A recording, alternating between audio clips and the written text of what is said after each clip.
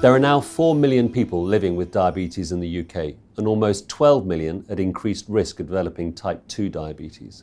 So it's crucial that we reach into every community to tackle the condition, and no one knows their communities better than our community champions. Community Champions program works in a very simple, basic, at a community level understanding. So it doesn't use clinical jargon language. It understands people's cultural, religious background. It understands the genetic blueprint that people are born with and habits and cultural things that make you into what you are today. And therefore, what are the skills you will need as a patient to make the changes to be able to better live and cope with your diabetes? The purpose of the Community Champion program is to provide volunteers with the right tools and knowledge so that they are better equipped to go out there and try to encourage people to make lifestyle changes. And those people that we're targeting, they are people from the BME community. So they are people that have a high prevalence when it comes to type 2 diabetes. To me, the purpose of a Community Champion program is to reduce inequalities in health, to empower people to make lifestyle changes, to either prevent or manage diabetes better, to help and support each other who have diabetes, and also raise awareness of diabetes, its impact on health. In my family it's really common. My dad is diabetic. On my dad's family, most of the members are diabetic. My mom is at high risk.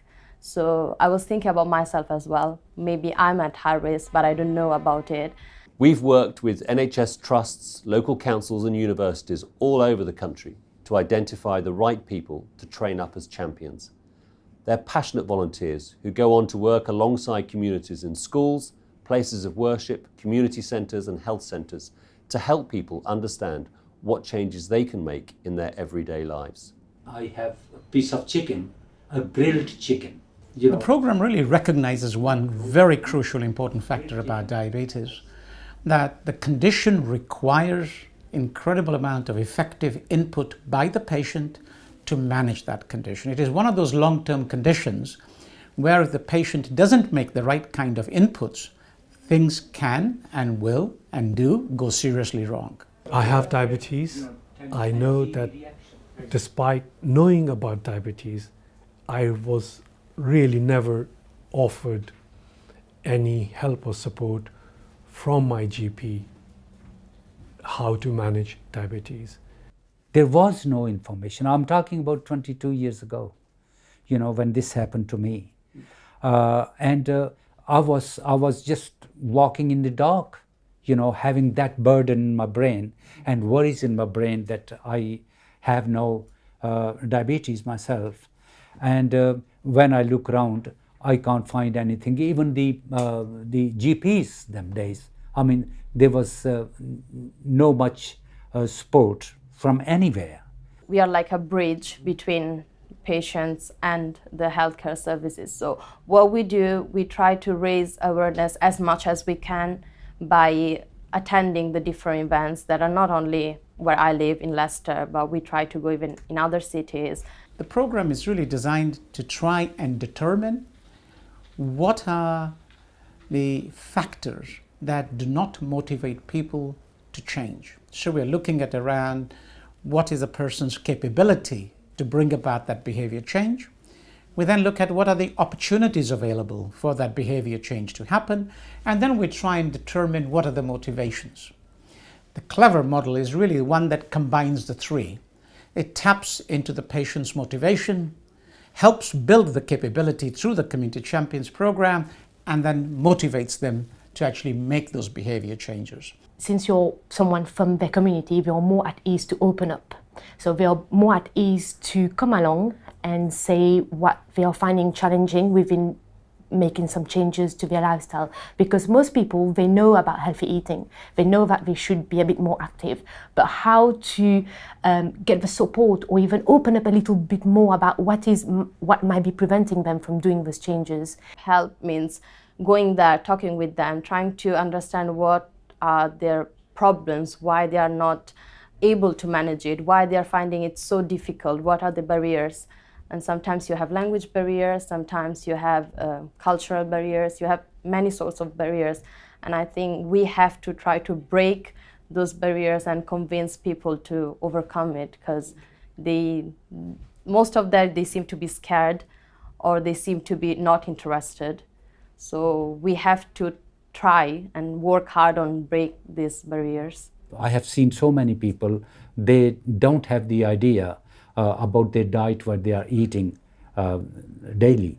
And if we educate them as a champion, we can guide them and give them the selection of food and their effect on their body, and thus effect on their condition, reduce the blood glucose.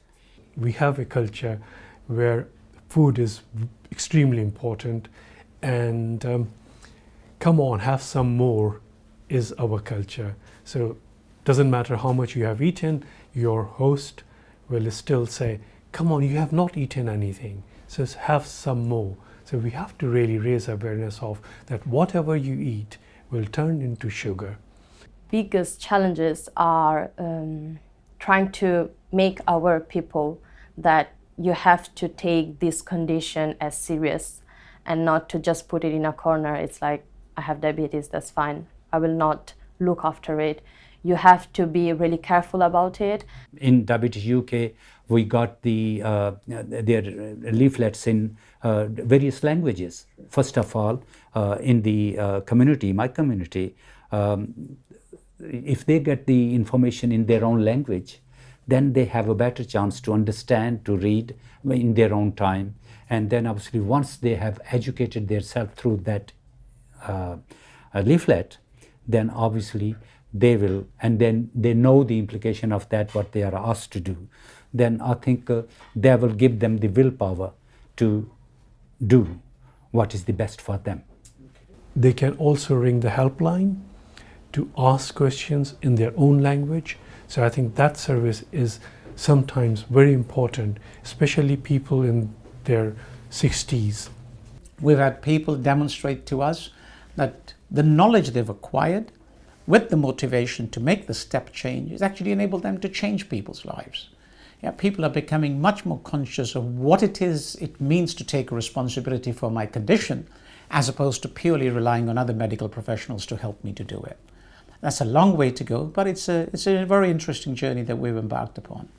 When I tell them that there is not to worry, you can control it. If you have the willpower, if you got to change your lifestyle, you can change your food, what you are taking, and you have some activities, and you take the medication as you are asked to regularly, and then obviously you can manage. And once you learn to manage your condition, and then there is no problem. We are intending in 2017 to bring along a behavioral psychologist to give us greater insights into what some of the governments have started to do around policy work, which is the sort of nudge approach to get people to take bigger responsibility for health. That would be one of our biggest challenges. The second thing for 2017 we'd really like to do, we already have about 700 community champions. We've set ourselves a target to get about 5,000 over the next 5 years. We really want scale, reach, and impact. And if we can do that, and we can change lives, and we can demonstrate that we can add value for money in the chain of long-term management of diabetes, I think we have a very powerful mix of some very interesting solutions to the issue. Our 3-year partnership with Janssen is helping to massively increase the number of champions getting the word out about type 2 diabetes.